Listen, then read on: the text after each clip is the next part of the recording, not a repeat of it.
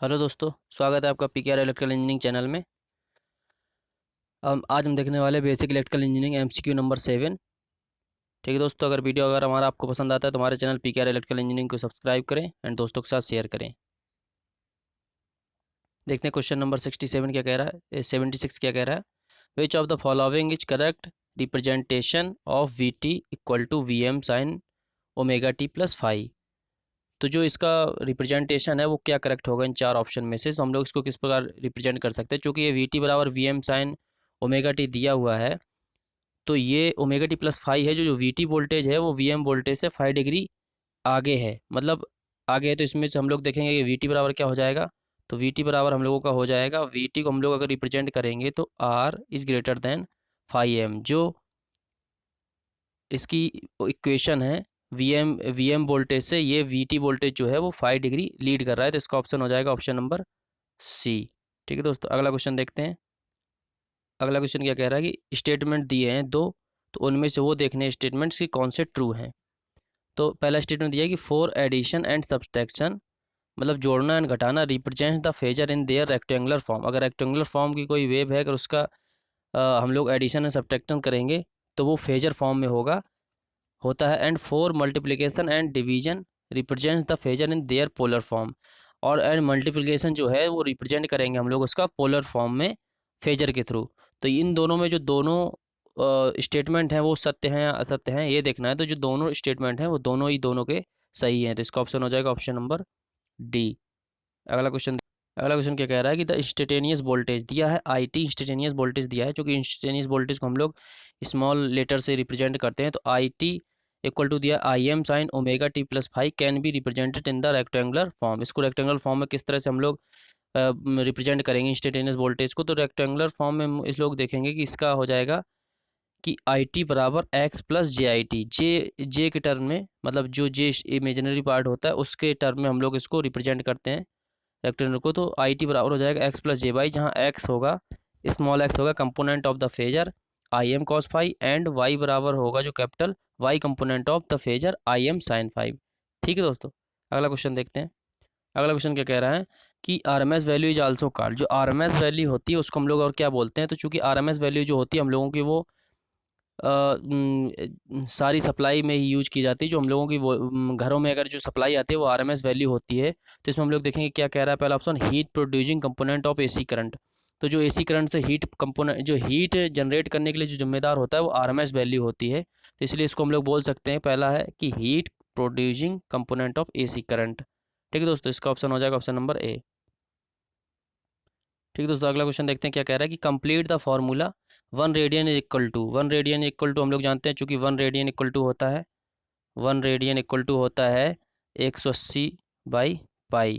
ठीक है दोस्तों, 1 रेडियन इक्वल टू होता है 180 बाई पाई। तो ऑप्शन नंबर सी, इसका ऑप्शन हो जाएगा सी। अगला क्वेश्चन देखते हैं। अगला क्वेश्चन क्या कह रहा है कि one cycle is equal to कितने रेडियन के बराबर होता है। तो जो चूंकि वन साइकिल होती है हम लोग देखते हैं वेव शेप बनाते हैं, जैसे कि वन साइकिल होती है साइनोसॉइडल की।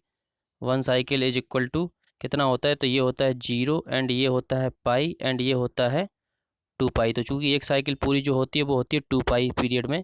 तो इसका ऑप्शन हो जाएगा ऑप्शन नंबर एक, 2 पाई। ठीक है, अगला क्वेश्चन देखते हैं दोस्तों।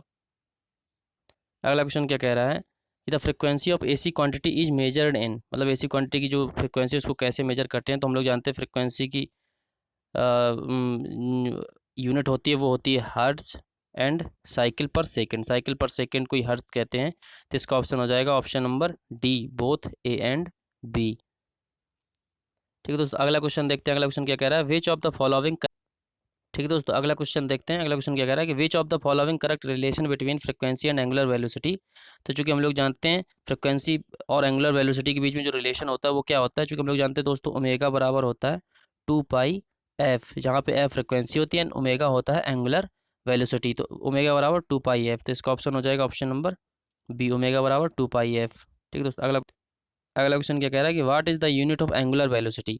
तो एंगुलर वेलोसिटी की क्या यूनिट होती है वो पूछ रहा है। जो ओमेगा बराबर होता है, ओमेगा बराबर होता है 2 पाई एफ। तो इसकी जो यूनिट होती है वो होती है रेडियन पर सेकेंड। ठीक है दोस्तों, जिसका ऑप्शन हो जाएगा ऑप्शन नंबर ए, रेडियन पर सेकेंड। अगला क्वेश्चन क्या कह रहा है कि the average value of a symmetrical sinusoidal waveform is determined from of the waveform. जो एवरेज वैल्यू होती है वो सिमेट्रिकल साइनोसोडियल की किस में मतलब किस कंडीशन में डिटरमाइन करते हैं। तो चूंकि एवरेज वैल्यू अगर फुल साइनोसोडियल वेव की अगर हम लोग निकालते हैं तो वो तो जीरो हो जाती है। एवरेज वैल्यू जो होती है पूरे साइनोसोडियल एक वेव की पूरी साइकिल की जीरो हो जाती है। इसलिए हम लोग जब सिमेट्रिकल साइनोसॉइडल वेव की अगर हम लोग एवरेज वैल्यू निकालते हैं तो उसकी हम लोग हाफ साइकिल की एवरेज वैल्यू का मान निकालते हैं। हाफ साइकिल की एवरेज वैल्यू का मान हम लोग डिफाइन करते हैं यहाँ पे। तो इसका ऑप्शन हो जाएगा ऑप्शन नंबर डी। ठीक है दोस्तों। अगला क्वेश्चन क्या कह रहा है कि विच of the following value is required in DC applications. तो चूंकि जो डीसी एप्लीकेशंस होते हैं उसमें हम लोग देखते हैं कि जो एसी उसमें आरएमएस वैल्यू हम लोगों की यूज नहीं होती। वो आरएमएस वैल्यू पे काम नहीं करते हैं। डीसी एप्लीकेशन ऑलवेज जो रिक्वायर्ड होता है डीसी के लिए उसमें एवरेज वैल्यू ही यूज होती है डीसी एप्लीकेशन के लिए। इसका ऑप्शन हो जाएगा ऑप्शन नंबर भी एवरेज वैल्यू। अगला क्वेश्चन क्या है फ्रॉम फैक्टर एज। क्योंकि जो फ्रॉम फैक्टर होता है वो ना स्केलर क्वांटिटी होता है ना वेक्टर क्वांटिटी होता है। फॉर्म फैक्टर डायमेंशनलेस क्वांटिटी होता है। तो इसका ऑप्शन हो जाएगा ऑप्शन नंबर सी। अगला क्वेश्चन क्या कह रहा है the value of phase angle can take any between. तो चूंकि जो फेज एंगल होता है वो हम लोग किसी भी साइकिल का जो एक जीरो से पाई एंड टू पाई जब पूरी साइकिल एक होती है उस पूरी साइकिल में किसी भी जगह पे हम लोग फेज एंगल डिटरमाइंड करते हैं। तो जो फेज एंगल होता है वो हम पूरी एक साइकिल में से कहाँ कितना फेज डिफरेंस चल रहा है इधर से इस पूरी साइकिल हाफ साइकिल में इस पूरी हाफ साइकिल से हम लोग उसका वैल्यू निकालते हैं फेज एंगल का कि 0 to 2 पाई पूरी एक साइकिल में कितने एंगल से आगे पीछे कोई भी वेव चल रही है। तो इसका ऑप्शन क्या हो जाएगा ऑप्शन नंबर बी 0 to 2 पाई। अगला क्वेश्चन क्या कह रहा है कि फ्रॉम फैक्टर इज ऑलवेज। चूंकि फ्रॉम फैक्टर का हम लोग मान जानते हैं फ्रॉम फैक्टर का मान होता है 1.11। चूंकि फ्रॉम फैक्टर बराबर होता है हम लोगों का RMS बटे एवरेज। तो जब हम लोग इसमें RMS वैल्यू और एवरेज वैल्यू का मान रखते हैं और दोनों को सॉल्व करते हैं तो एफ का मान जो फ्रॉम फैक्टर का मान होता है वो 1.11 आता है। तो RMS फैक्टर का मान जो होते हैं फ्रॉम फैक्टर का मान जो होता है ऑलवेज ग्रेटर देन 1। इसका ऑप्शन हो जाए ऑप्शन नंबर सी। ठीक है दोस्तों अगला क्वेश्चन देखते क्या कह रहा है।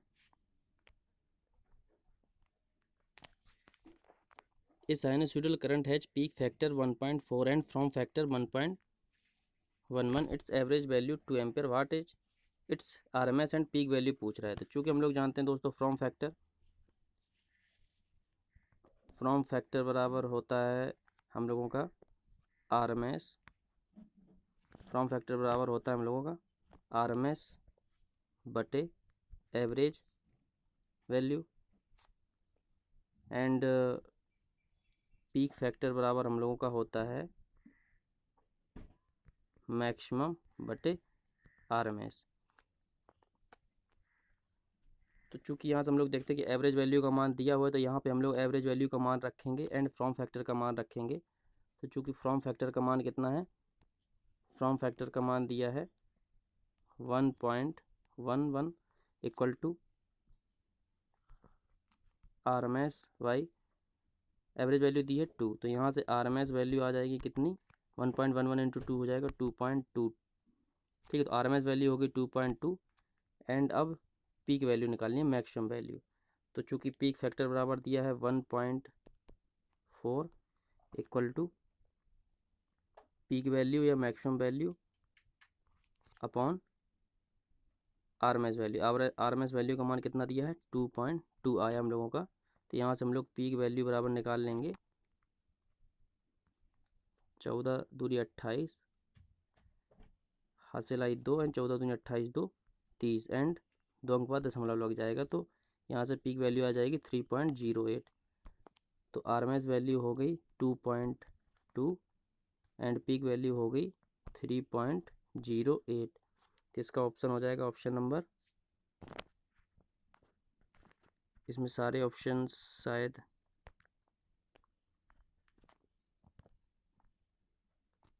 तो इसमें एक ऑप्शन ये हो जाएगा D option number D 2.2 and ये 3.0 होगा 3.08। ठीक है दोस्तों इसका ऑप्शन है ऑप्शन नंबर डी। ठीक तो आज के लिए बस इतना ही। अगर हमारा वीडियो आपको पसंद आता है तो हमारे चैनल PK रिलेटेड सब्सक्राइब करें एंड दोस्तों के साथ शेयर करें। धन्यवाद।